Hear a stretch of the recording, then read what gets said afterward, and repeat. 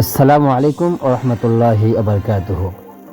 যুক্তরাষ্ট্র loss এঞ্জেলেসে পুড়েছে ১৫০ billion ডলারের সম্পদ, লুটপাট ঠেকাতে কারফিউ জারি।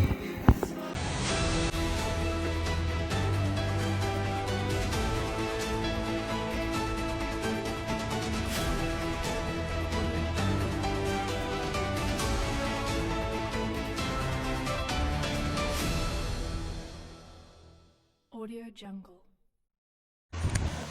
টানা ৪ দিন ধরে দাবানলে জ্বলছে যুক্তরাষ্ট্রের ক্যালিফোর্নিয়া অঙ্গরাজ্যের লস অ্যাঞ্জেলেসের শহর। শত চেষ্টার পরেও নিয়ন্ত্রণে আনা যাচ্ছে না আগুন। পুড়ে ছারখার হচ্ছে এলাকার পর এলাকা।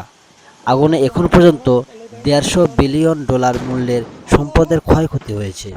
মানুষের প্রাণহানি বেড়ে দাঁড়িয়েছে ১০ জনের ঊর্ধ্বে। এই পরিস্থিতির মধ্যেও লুটপাট চালাচ্ছে দুর্বৃত্তরা।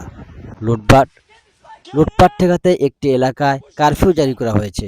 লস অ্যাঞ্জেলেসে আগুনের সূত্রপাত হয় গত মঙ্গলবার স্থানীয় সময়। গতকাল বৃহস্পতিবার রাত পর্যন্ত ৫টি স্থানে দাবানল সক্রিয়ভাবে চলছিল।